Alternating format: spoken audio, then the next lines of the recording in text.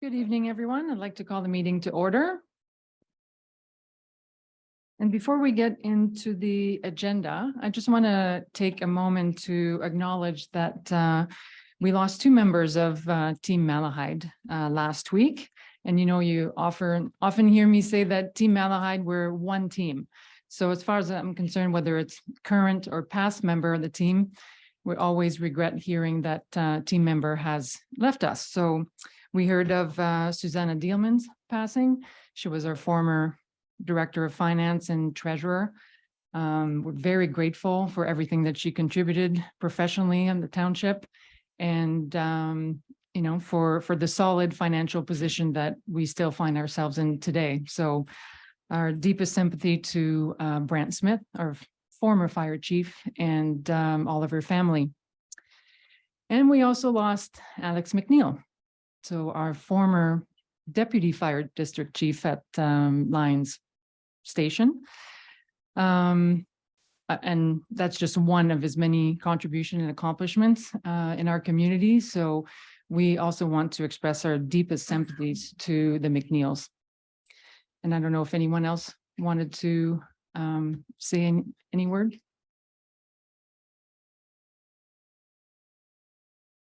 Thank you, Mayor Gajer. Yeah, just Alec did a lot for the Lyons community, kind of made the mobile home community, which brought in a lot more people to the area, and it was innovative business at the time, and it's actually grown and it's still doing well to this day. And he was a founding member of the Lyons Fire Department, and to the end, he even donated prizes and everything. He really loved the hall. He was really part of it, so that was good. And he's got a good family around him, and lots of the grandchildren are coming on. They're doing farming, and he will be missed. And I guess his wife isn't in good health either, so that makes it doubly hard. But he was a character. He always had a joke, and he always had a story for you. So he will be missed. Thank you. Thank you for those remarks. Those, was not good news, and they will be missed. So we do have a learning session planned today as part of our orientation series. So for that, we will move immediately into closed session. So Allison, could I have a resolution?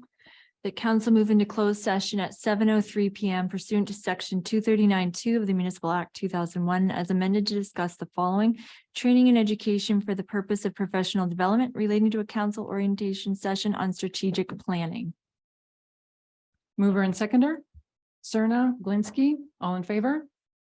Carried.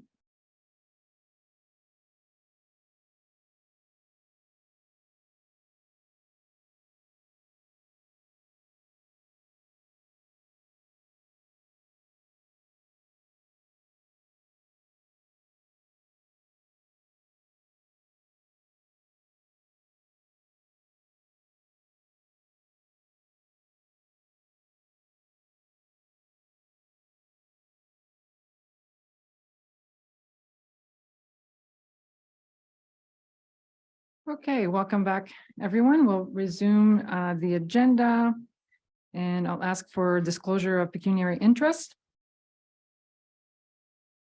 Nothing today. Okay, thank you. And approval of previous minutes. Any errors or omissions from our last meeting? Seeing none, resolution? That the minutes of the regular meeting of the council held on February 2nd, 2023 be adopted as printed and circulated. Mover and seconder. Cerna, Leach, all in favor? Carried. Okay. Next on the agenda is a wonderful, wonderful presentation. We're happy to welcome Shelby Laidlaw. You want to come up with your parents?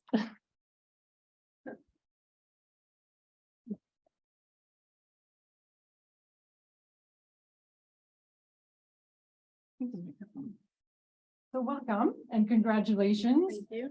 And I'm sure everyone knows, but just for the record, I just want to acknowledge and congratulate you on the gold medal and being part of Team Canada for the under-18 Women's World Championship just last month, right? Yes.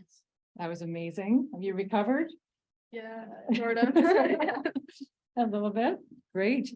Well, on behalf of the township, we're so proud of you, and you provide so much inspiration for everyone else all ages. It's always nice to see someone pursuing their goals. So we have a certificate for you that I'll leave with you. And the Malahide spoon. Only very few people have this. We have precious gift and I'll give that Thank to you. you. And Jody? Yes. Yes. So I also want to take a moment to acknowledge you and your family. We are on the eve of Family Day weekend, and we all know that an athlete needs the support of the entire family. It's a lot of sacrifices for parents, for siblings. And so I want to acknowledge you and thank you for everything that you're doing. And I want to acknowledge all parents, all siblings in the Malahide community who are supporting our youth and the leaders of our future community. We're so proud of you and thank you so much. Oh, thank you. Thank you. And we have also very few people have this. Sure. Yeah, that's right. That's right. And did you want to say anything to council or to the community watching? No. That's I okay. want to say, thank you. Thanks for having me and it's an honor to be here. Mhm. And it's an honor that you're part of Malahide, Team Malahide. Yes, thanks to everyone for the support for sure. It's been overwhelming coming home and being overseas and coming back. The support for Shelby's just been amazing and our community we're so proud of, and it made it even more worthwhile going, having all the support from back home. So thank you so Wonderful. much. Wonderful. And I also want to encourage all youth out there to pursue whatever it is. It doesn't have to be hockey, it doesn't have to be sport. It can be any kind of extra curricular activities. It really shapes character, it shapes your future. So, and you're an inspiration for that. I think we want to take a picture with council. Would you like to join me? That stuff for you, Shelby. We'll move over to the flags. Sure. I'll leave my mic. Yeah, let me get everything. We can move forward, because you're the star. So, they'll come around us. Yeah, come on up. Come on.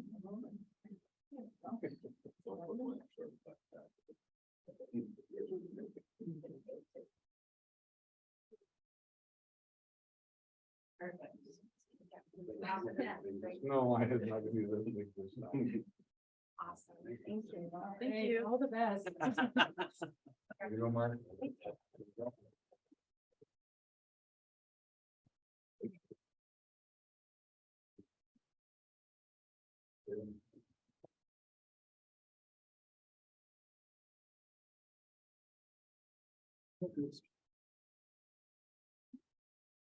Okay. So the next presentation is about the Elmer Malahide Museum and Archives.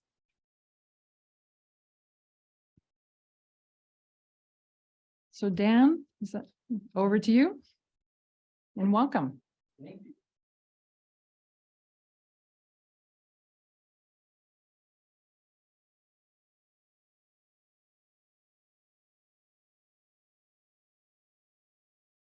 All right, you go.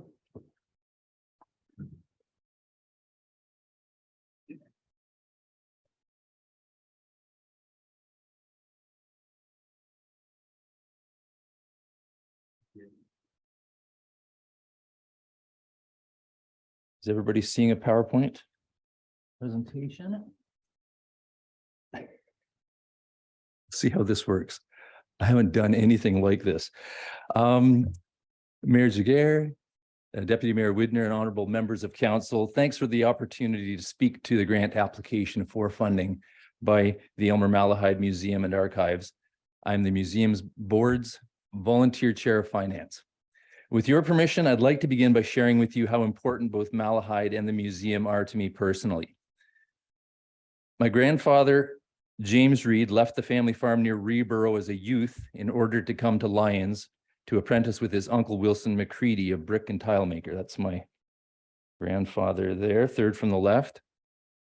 McCready famously built a round barn in the late 1800s, which served as a local landmark until being demolished in 1980. Granddad eventually took over the tile yard until finally handing it off to his cousin and moving into Aylmer with his young family in 1925. Here he established a number of businesses, from a rail shed at Little Aylmer and from their home on Myrtle Street. And the fourth generation still lives on that block and at the 95-acre family woodlot at John Wise Line and Sawmill Road. I have to thank the museum. The museum has painstakingly collected, documented, and preserved numerous historical bits, from photographs to artifacts, that have helped me to construct a better picture of that personal history. And I share that simply to highlight how having such a resource for our citizens is incredibly valuable. It's a repository for our collective past, which gives us context for everything we do now and helps us in planning for the future. First, I need to express the sense of gratitude that we have to Council and the Township of Malahide for its past support. I'm here to encourage you that every dollar spent over the years has been well and efficiently used to serve the responsibility which every community has, and that is to faithfully guard its heritage, literally from rust and moth and mold. So let me provide you with a quick overview of this last year in the hopes of assuring you of wise stewardship. So our total expenses for 2022 came in at $180,374.95. Wanted you to have it to the penny. The Township of Malahide provided $6,500 of that, or just about 3.5% of what we needed in order to operate. And if I'm allowed to compare, our other partner, Aylmer, has provided $20,000 a year in recent years. Even then, the vast majority of our operating funds come from grants from other levels of government, personal and corporate donations, tireless fundraising, mainly on the backs of our faithful volunteers, and thank you for those that have come out this evening to show support. Of the total expenses, only a little over $88,000 was spent on contract wages. The museum operates with only 2 full-time and 1 part-time staff member. Our 1 part-time staff member, Kathy's here this evening. I'll be coming back to that budget line later. Now, we do more than most of you could imagine with that shoestring budget. And we've always appreciated those of you who have taken the time to come out to the museum to see what it is that's done there and what it is that's stored there. The museum and archives mounted a new major exhibition on the history of medicine in Aylmer and Malahide, and a stunning 210-page publication to go with it. And if I may, I'd like to pass it. And you'll find a Post-it note that marks a page I think you might want to have a look at, because it just shows you how we are trying to straddle this divide between the past and the present. There's a QR code in there that you can scan with your phone so that you can go and listen to the gentleman whose biography is on those pages.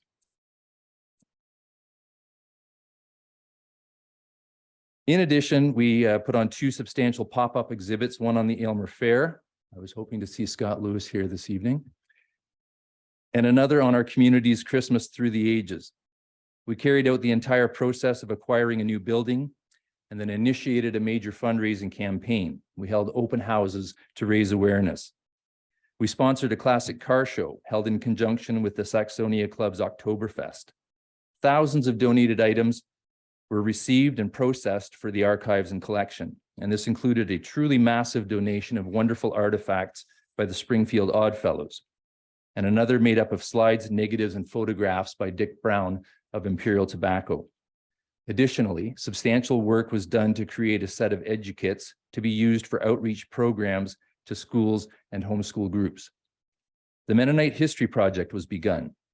New websites and multimedia presentations were created, all in-house, by the way. Documents were transcribed, photographs, negatives, and slides scanned. That's just a partial list. At present, we are busy mounting 2 exhibitions and preparing for a major photography and art show. And I personally have been digitally archiving thousands of photographs, slides, and negatives on loan by Ron Bratt from the collection of his uncle Thomas, who was both an amateur and professional photographer in Malahide. His pictures document literally every facet of rural life in this area 100 years ago. It is a painstaking and a time-consuming process to preserve these, but it is incredibly exciting to know that this rich heritage will now be available to future generations.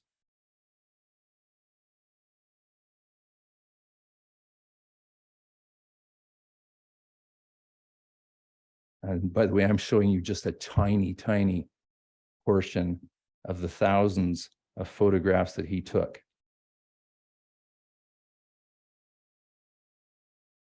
I like this one. It's the area postmistress delivering mail and her young driver making sure the horse doesn't run away. And I particularly like this one. I know one of our counselors has a connection to this. This is one of the oldest churches, rural churches, still in continuous use in probably all of Southern Ontario. They are, of course, the Mapleton Church of Christ. So how is it possible that all of this was accomplished with only 2.5 paid staff? Well, as with any organization of this type, no dollar value could ever be attached to the vast number of hours put in by our volunteers. These are women and men, most of whom are longtime Aylmer and Malahide residents, some at least third generation, who've not only paid taxes for all of those years, but who contribute in countless other ways to the Legion, Horticultural Society, Community Theatre, service clubs. I've recognized the Swans, by the way. Thank you for all you do. And the Township of Malahide Council. And that list also goes on and on. They've backed up their service to Malahide out of their own wallets and personal resources. And by the way, I want to give a special recognition to the Whites and Steelway for their enormous generosity in giving us space in which to store our large item collection. We would have no place to put those things otherwise.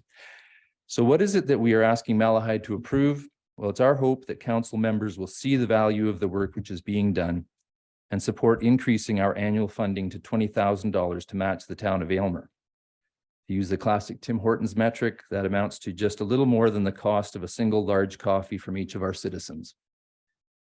Although it looks like a drastic jump from previous years, let me remind you that Malahide for years has given Aylmer the privilege of carrying the lion's share while benefiting equally from the work that the museum does. And I will say we desperately need this level of funding. So let me explain.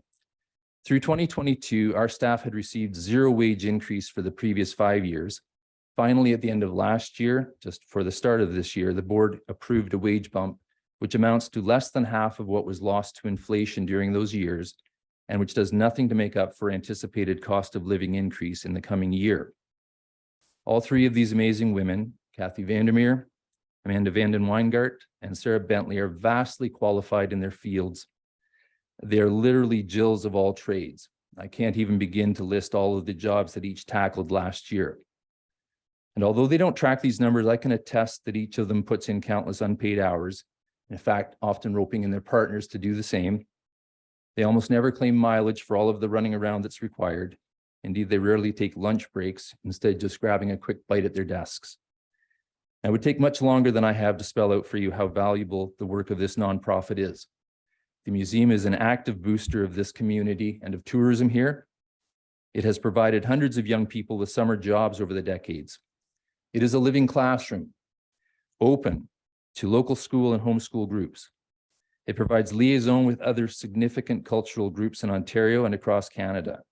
It constantly answers media requests and requests from others, researchers, for example.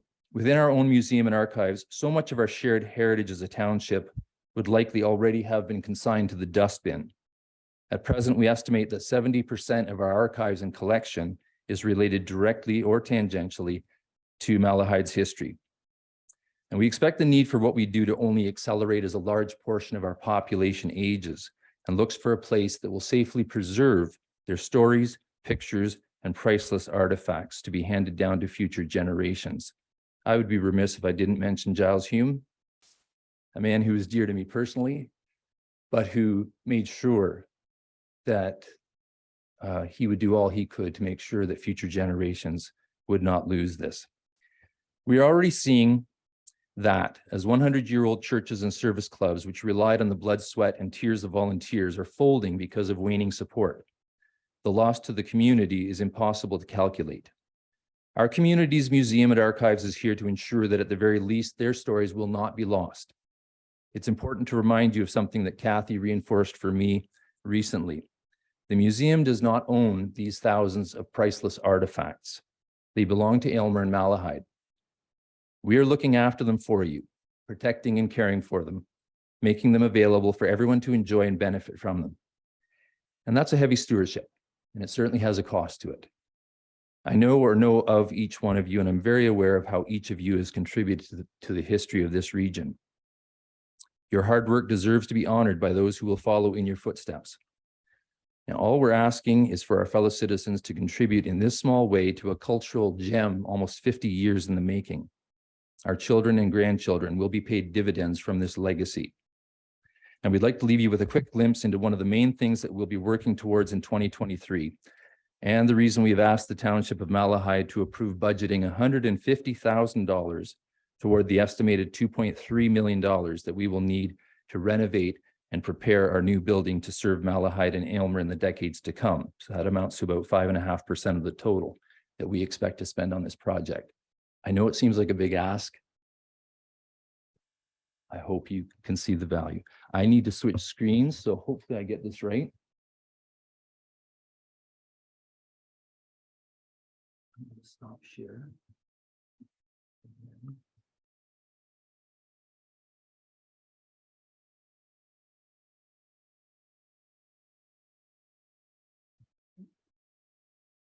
Hopefully the video quality on this turns out okay. We'll see how high speed your internet is. I will turn up the volume on this, but is the volume coming through?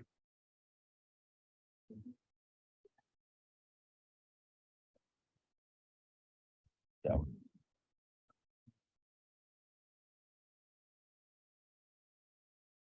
Should have turned the volume up all the way on this before I even started. I don't know if this will work or not. Might. All right. Community Museum. We are pleased to announce that the Elmer Malahide Museum and Archives will be moving to a new location in Elmer's downtown core. Since our founding in 1977, the museum has served as a repository to which our community entrusts its history. Our collection contains over 50,000 artifacts, and we work tirelessly to catalog, preserve, and exhibit these items for future generations. Over the past 45 years, the museum has far exceeded its capacity and has been limited by its present location and how it shares the stories that it holds in trust. Would you say that our current building at 14 East Street was meant to be our permanent home? Oh, God, no. It never was intended to be that, even by the original board. Our collection was just going by leaps and bounds. They recognized that that was going to be a problem. So when I first started with the museum, I quickly found out that we were very overcrowded and didn't have a lot of space for storage or office spaces. And our exhibit space was also limited. We started looking for a new building. And over the years, we would search out many different locations, but there was always something wrong, whether the location wasn't ideal, we didn't have the funding in place, etc. When we looked at this building, which was then owned by the McFarland Rowan Insurance Company, previously was Hamilton Ward Cathers Insurance, and previous to that was Royal Bank. We realized that we had a winner here, that it was a turnkey building. It was already in very good shape. We realized that there were going to be some requirements to make it into the ideal museum space that we looked for all these years. Our new building will require extensive renovations before it's suitable as our new home. We will need a space for our rotating thematic exhibits and a space for each of our planned permanent exhibits. A history of Elmer and Malahide, before Malahide, a pre-colonial perspective, the general store, and a history of the Low German Mennonites of Elmer and Malahide. Visitors will be able to access our database of artifacts, peruse our resource library, or gather with the community in the conference and research room. We will also require extensive climate-controlled storage space to facilitate our ever-growing collections.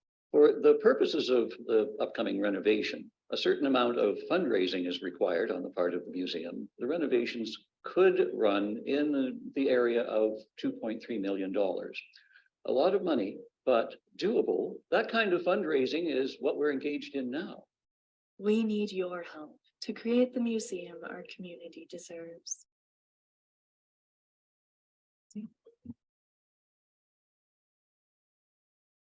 Thank you very much, and sorry if I've gone long. If you would like, I'm happy to stay and stand for questions.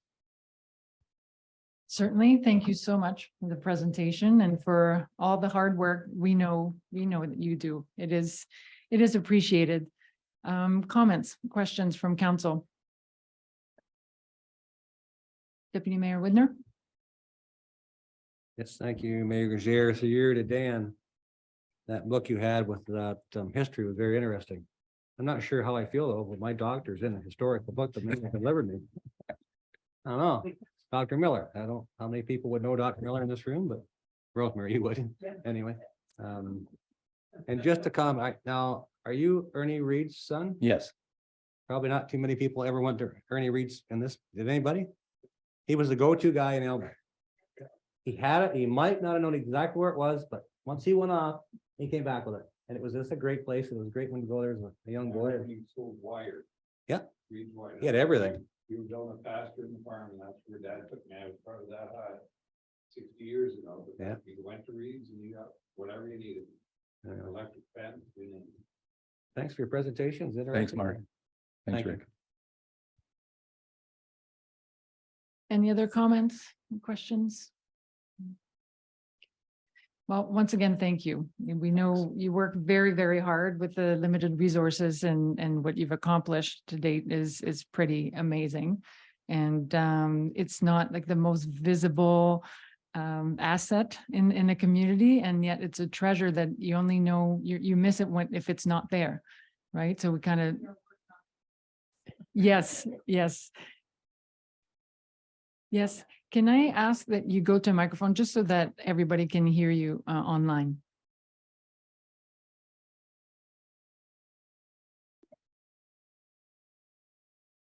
No, I just wanted to make sure everybody was aware that video that Dan just showed was actually made in-house by Sarah Bentley, who came to us on a student grant for 2 separate years. And then we were able to hire her because of a bequest from the Donna Bushel estate for another year. And then we made arrangements to keep her on because she's so valuable. Wonderful, thank you. It is, it is a great asset to a community, so we'll see what we can do. So can I have the resolution? That the presentation from Dan Reed on behalf of the Elmer Malahide Museum and Archives be received. Mover and seconder, Glinsky, Leach, all in favor? Carried. Thank you. You're welcome to stay. Or not. Have a nice evening.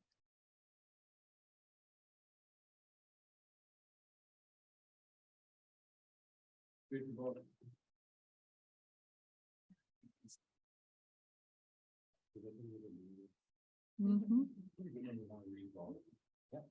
Yeah, I mean, it is in our motto, right? Proud tradition.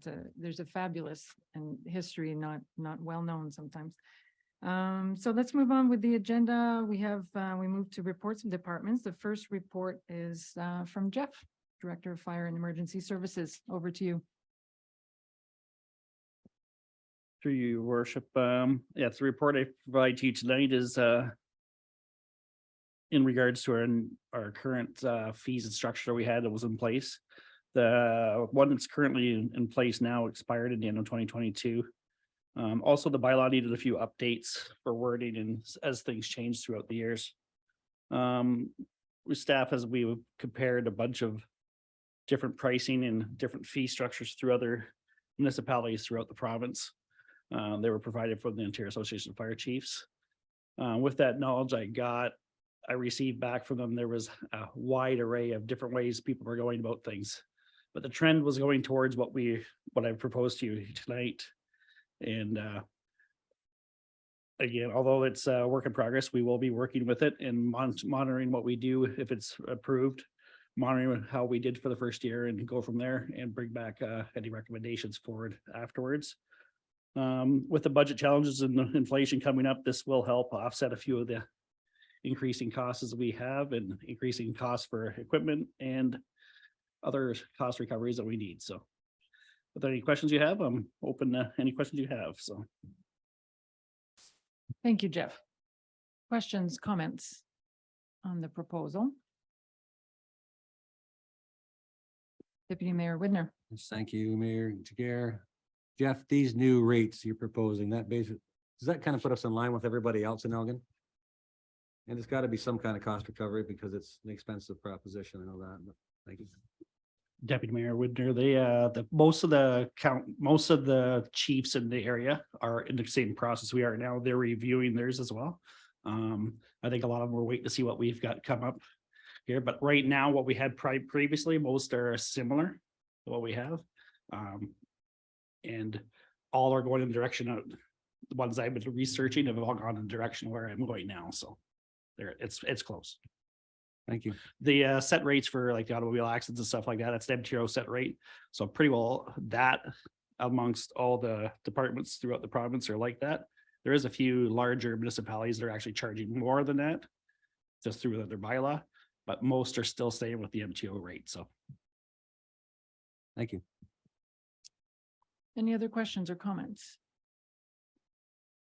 Yeah, I recall also we supported a resolution not too long ago about increasing fines, like for speeding and for different issues on the road. And to me, there's this would be consistent with, a good reminder of, speeding or distracted driving and the increasing number of accidents we see. So perhaps that would be a positive way to have that impact. So there are no further questions, the resolution.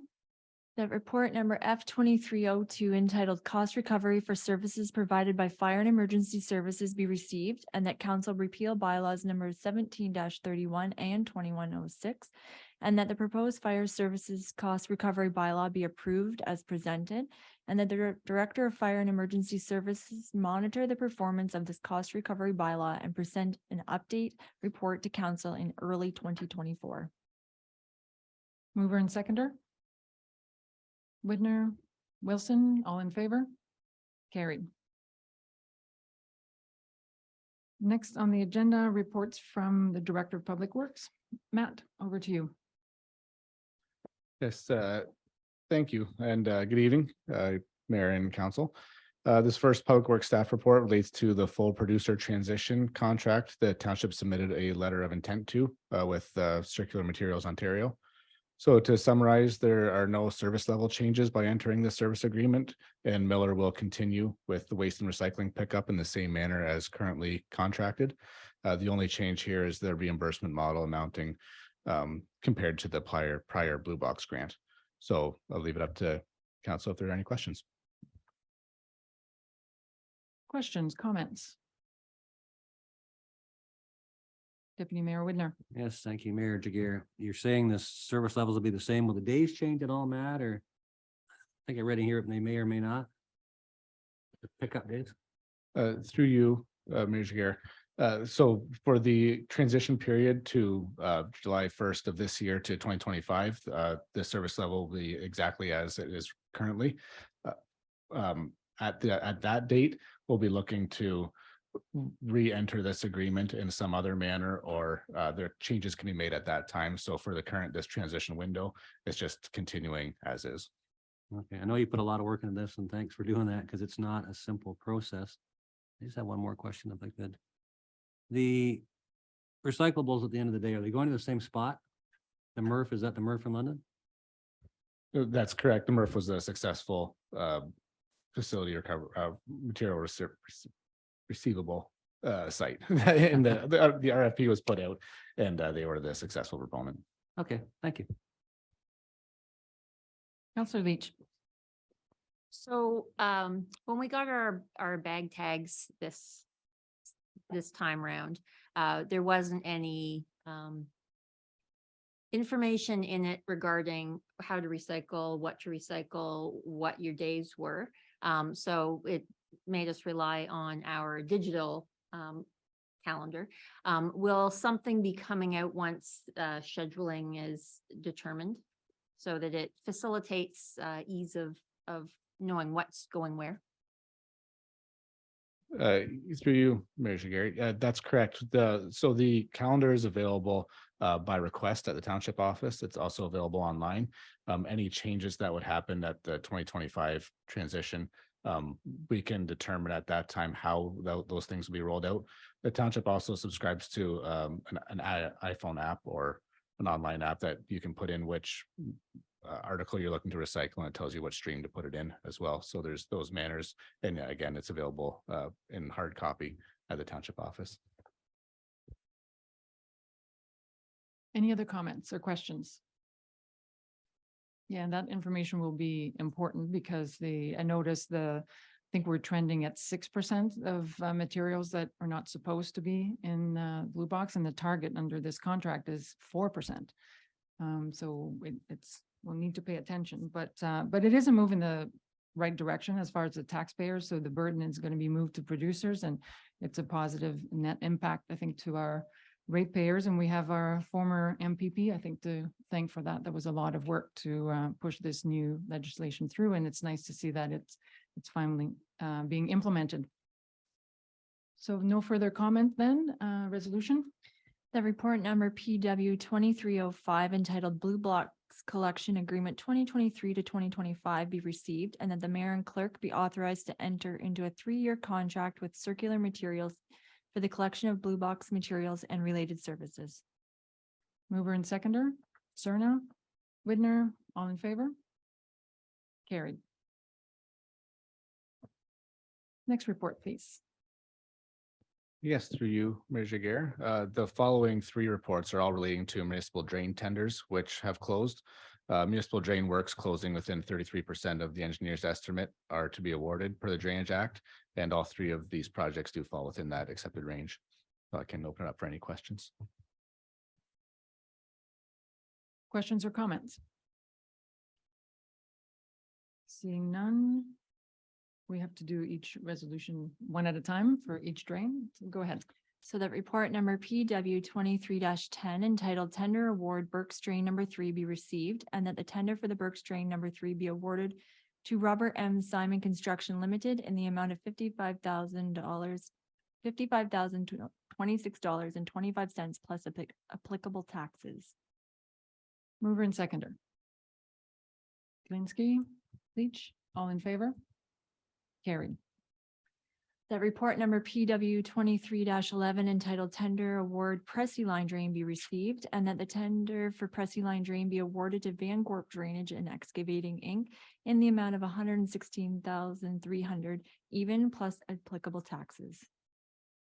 Mover and seconder. Wilson, Serna, all in favor? Carried. The report number PW 23-12 entitled Tender Award Kettle Creek Drain be received, and that the tender for the Kettle Creek Drain be awarded to Robert M. Simon Construction Limited in the amount of $178,151 even plus applicable taxes. Mover and seconder. Wilson, Leach, all in favor? Carried. Matt, did you already comment on this? Is there more to add on the petition being withdrawn, or? Yes, through your worship. This is for the Thompson drain, which was a 2015 drain petition that has been deemed to no longer be required. Questions or comments on that one? Seeing none, go ahead. The report number PW 2308 entitled Request to Withdraw Petition Thompson Drain Branches D and E be received, and that the notice of engineer's recommendation to not proceed with drainage works at 10505 Imperial Road, property owned by Silver Creek Solar Park Inc., formerly Hydro One Networks, be received, and that the request to withdraw the petition be approved. Mover and seconder, Glinski, Widner, all in favor? Carried. Next report, still yours. Yes, so this is a good news report for the township's annual contracted roadside grass cutting. The council will recall the pre-budget approval amount of $60,000 annually, and the applicable low tender amount has come in at $45,844, and staff are recommending the award. Questions, comments? Deputy Mayor Widner? Yes, thank you, Mayor Jaguar. I really like this number, and we know we discussed it a while ago about doing our own, but I don't think we can do our own for this kind of money. Not for fuel and repairs and throwing a guy in the seat. So I'm happy to see that price, and hopefully it'll continue. This is a 1 year, 2 year. So this is a 3-year tender. And actually, if I can add, in the past, we've discussed a third cut in the Amish area. So if council still wishes to add that third cut in, the contractors agreed to the contracted rate within here, which would amount to just over $1,500 to include that third cut. Great, thank you. Is that direction you need this evening, or is that something that can be decided at a later date? Okay, Counselor Glinski? I read in one spot where we're going down to a 1.8 meter width of a cut. Why are we not staying with the 3.6 meters like our other cuts were? Yes, I believe that the narrower cut was approved in the last iteration of the contract. That was followed by the last contractor, so we maintain consistency with that one.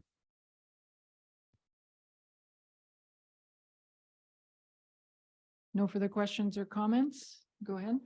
The report number PW 23-13 entitled Tender Results 2023 to 2025 Roadside Grass Cutting be received, and that the contract for the 2023-2025 roadside grass cutting be awarded to Fitch General Contracting, Inc. of Delhi, Ontario, in the amount of $45,844 even in 2023, excluding applicable taxes, and that the mayor and clerk be authorized to enter into an agreement with Fitch General Contracting, Inc. for the purposes of completing the 2023 to 2025 roadside grass cutting program.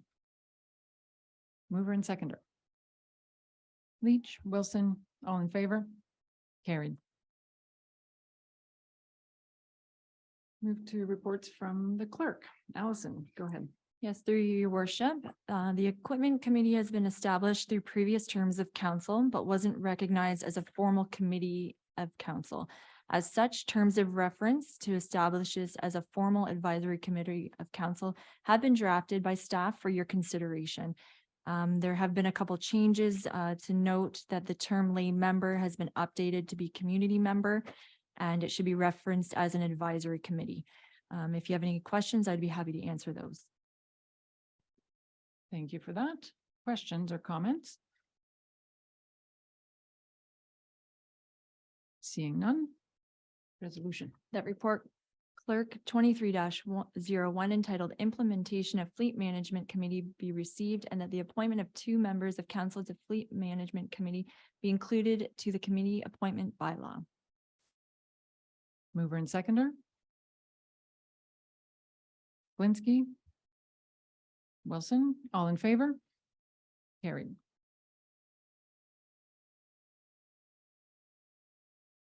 Next report, do you have the appointment? So, no, through your worship, this report is being presented for clarification purposes, as appointments for this term have been implemented in phases to allow for discussion and recruitment. The table within the report provides appointments that have been appointed and which appointments are being recommended for inclusion in an upcoming bylaw. So we will need to include the inclusion of that equipment advisory committee as well to finalize the board and committees for this term of council. If you have any questions, I'd be happy to answer. Questions or comments? So do you wish for council to appoint 2 members to the fleet committee this evening? Comments or questions on potential appointees to our fleet committee? I know in the past, Deputy Mayor Widner and Councillor Lewis have been informally appointed because it wasn't a formal committee. Happy to recommend that we move forward with the way it was formed before, unless there's any objection.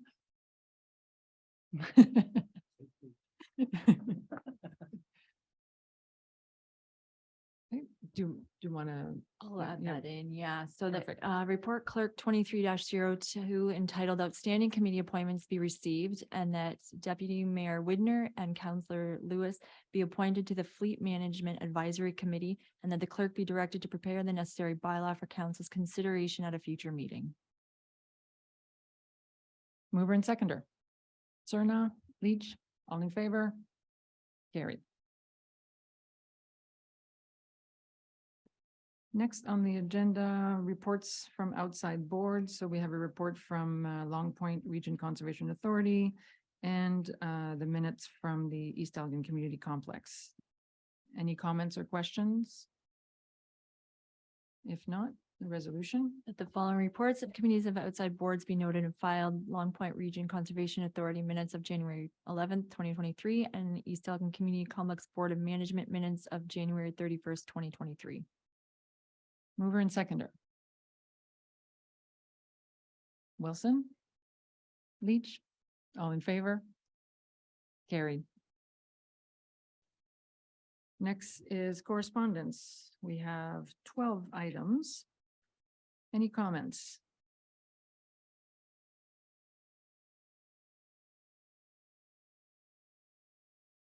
Seeing none, we can pass the resolution to receive. That the following correspondence 12 items be noted and filed. Mover and seconder. Glinsky, Widner, all in favor? Carried. Other business. Deputy Mayor Widner.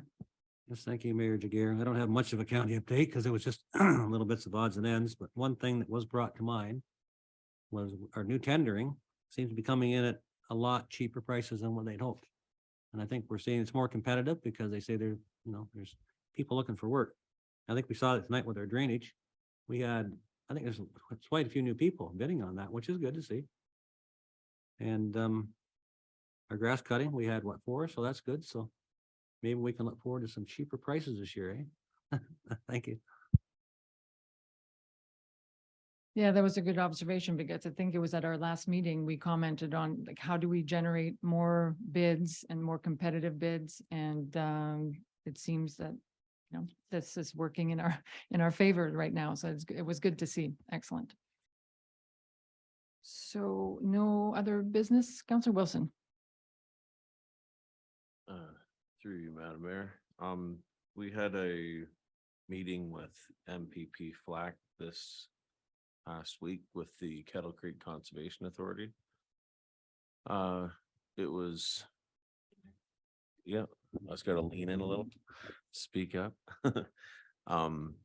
He was very receptive to our concerns. Gave us some background into why some of the legislation has been happening. And it was, well, he's aware of some of the issues that, that the conservation authorities are having. He's also aware of certain conservation authorities are more of an issue than others. And he understands that the ones that we are dealing with are very productive and productive part of our communities. So it was nice to have his ear and have a good reception and to know that we got someone that's got some common sense and will listen. So that was very nice. And later on that same day, there was a meeting in Springfield, the community center, of concerns about wind turbines possibly coming in. That was also an interesting meeting. Not really sure how much is going to come of it. But it was also, I wasn't sure what the township's role in any of that would be. So it's not here yet, but possibly coming at some point. And it's, some spots are good spots to put them, other spots are not. And with the work that I've been doing with the University of Windsor hydrogeology department, we've been looking at the windmills in Dover Center up around Mitchell's Bay, and the damage that they've caused there is awful. I'll just leave it at that. Not problems that we don't need coming here. If I may, can you clarify who was holding the meeting, who was in attendance, just so that everybody knows? It was basically just local farmers, some of whom had been approached by land leasing companies to sign some deals. So it was a pretty good analysis of what the pros and cons of what they're offering. And you know, I don't think people are necessarily against windmills. It's just that they go in appropriate places. And a lot of the concern was that if you sign these leases, you don't have much say after that. And that's that to me seems ridiculous, that you can't tell someone where they're going to do something on your land, or what can the township do about it. It was interesting questions raised anyway. Thank you for that update. Any comments, Deputy Mayor Widner? Yes, thank you, Mayor Jagger. Just further to that, this is the second meeting I believe that's been held. And the first meeting, they were talking about 52 North, and this time they're talking about Hearst South. But going back in history, which I hate to keep saying I'm doing, when the windmills originally came here, we went to Kincard and did a lot of studying, a lot of work on it, and we had our own setbacks and everything put in place at that time. So we have done some work on it, and we've had very few complaints about ours. But you notice ours are way back from the road and that kind of thing. So yeah, there's a lot of interest out there. I don't know. It is what it is. I don't think the deal's that good, but that's up to the farmer, I guess. Thank you. Adam, did you want to add a comment? Yeah, so I think Deputy Mayor Widner spoke to that. Yes, the township has done some work on this in the township's official plan. And when I refer to it as legacy, it's not to say that it's so old or archaic, but there's been policies in the official plan that are I'm going to say about 10 years old, that are generally supportive, subject to specific criteria being met, such as what Deputy Mayor Widner spoke about, setbacks and neighborhood consultation and those sorts of things. So it's subject to a zoning amendment and site plan control and consultation. So I was made aware that there's some contact being made and some meetings being held about. So I did receive some of those inquiries, and I was able to provide what the township's, a council adopted policy document states on those forms of energy. So the township's policy right now is that we're generally supportive of, subject to specific criteria being met, that Deputy Mayor spoke to. Thank you for that. We can continue to monitor. Councillor Glinski. Madam Mayor, one control that we do have as farmers, when they approach us, and if we don't like what we're hearing, we just don't sign. Same as with the oil and gas leases that they've been trying to push down on us. So I thought I should point that out, that is the only say we really have is not to sign. Thank you. Thank you. Any other business? If not, we'll go with bylaws. That bylaw number 23-02 being a bylaw to provide for drainage works on the W. McIntyre drain reassessment be read a third time, finally passed, and be properly signed and sealed.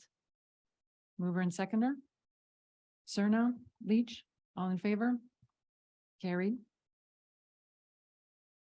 And we go back in closed session. The council move into closed session at 8:25 PM pursuant to section 239-2 of the Municipal Act as amended to discuss the following: litigation or potential litigation, including matters before administrative tribunals affecting the municipality or local board relating to taxation matters. Mover and seconder. Leach, Widner, all in favor? Carried.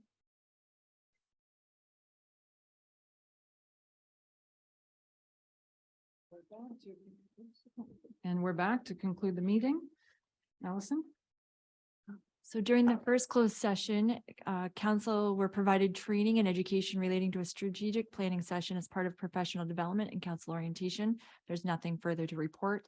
And that during the second closed session, council provided direction to municipal staff regarding advice regarding litigation or potential litigation, including matters before administrative tribunals affecting the municipality or local board relating to taxation matters.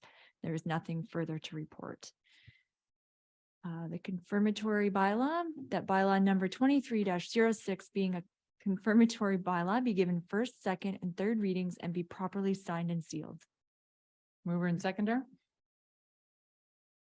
Wilson, Leach, all in favor? Opposed? Carried. And adjournment. And adjournment. The council adjourned the meeting at 8:44 PM to reconvene on March the 2nd, 2023 at 7:30 PM. Mover and seconder. Widner, Glinski, all in favor? Carried. Thank you, everyone. Have a nice evening.